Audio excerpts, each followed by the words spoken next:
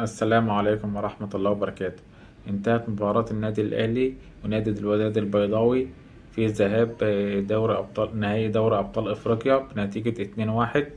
أحرز الهدف الأول بيرسي تاو في الدقيقة الرابعة من الشوط الأول من الوقت بدل الضايع، وكهربا أحرز الهدف الثاني في الشوط الثاني في الدقيقة 59 من عمر المباراة. وكان في جون لسيف الدين بوهرة في الدقيقة 86 من زمن المباراة. النادي الأهلي دخل المباراة بطريقة 4-1 4-1. كان في حراسة المرمى كان في مصطفى شوبير، وفي خط الدفاع كان معلول ومحمد عبد المنعم وياسر إبراهيم ومحمد هاني. كان قدامهم مروان عطية، وكان قدام مروان عطية كان في حسين الشحات وحمدي فتحي وأليو ديانج وبيرسي تاو. وفي خط الهجوم كان كهربا. كان في الدقيقة 31 كان في فاول للنادي الأهلي، شاطه كهربا. لاعب الحكم يعني فكر ان هي جت في ايد اللاعب بعد ما شاطها كهربا، لان الدفاع الوداد كان في منطقة ال18، فهو فكر ان هي جت في ايد اللاعب المدافع بتاع نادي الوداد، فاحتسب ضربة جزاء واداله انذار. لكن بعد كده الفار بعد ما عاد الكورة نادى الحكم، والحكم استجاب وراح للفار.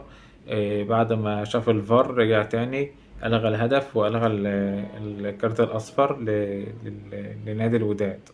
وبتمشي المباراة بعد كده في الدقيقة 39 كان في هجمة خطيرة لنادي الوداد البيضاوي للاعب الجودي، لكن مصطفى شوبير بصراحة صدها بطريقة كويسة ومنع هدف مؤكد لنادي الوداد. وكان طبعا الجون ده كان هدف مؤكد جدا جدا لنادي الوداد البيضاوي، لكن مصطفى شوبير بصراحة كان واحد من نجم المباراة النهاردة، وقدر انه يشيل عن النادي الأهلي هدف مؤكد. نيجي بعد كده في الدقيقة 4 من عمر المباراة، في الدقيقة الرابعة من الوقت بدل الضايع، كرة عرضية من حمدي فتحي اداها لحسين الشحات، وحسين الشحات بعد كده رفعها لبيرسي تاو.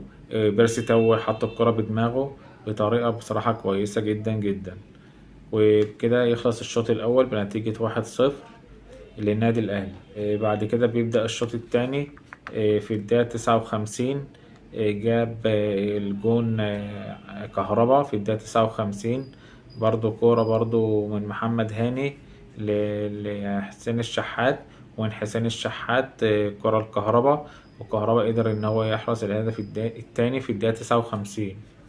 كان في برضو هجمة خطيرة جدا في الدقيقة 68 لنادي الوداد البيضاوي، لكن الحمد لله العارضة يعني تشتغل عن النادي الأهلي النهاردة برضو هدف مؤكد بنسبة 100%.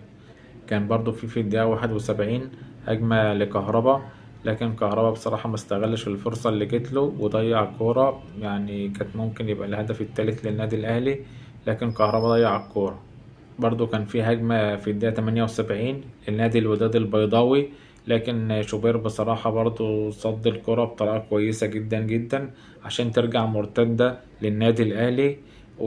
في النادي الأهلي طبعا كان في طريقه للمرمى الملعب كده، لكن اللاعب بتاع الوداد البيضاوي عطل الكرة بإيده وكان يستاهل فيها طرد، لكن الحكم اكتفى واداله انذار وكارت اصفر بصراحة، بس هو كان يستاهل فيها طرد طبعا لانه عطل الكورة، والنادي الاهلي كان في طريقه للمرمى.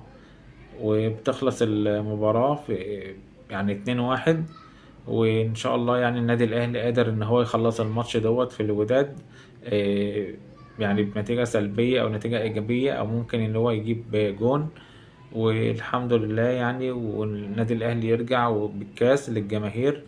بتمنى التوفيق للنادي الاهلي، ويا ريت لو عجبك الفيديو اشترك بالقناة وفعل زر الجرس علشان يوصلك كل جديد. والسلام عليكم ورحمة الله وبركاته.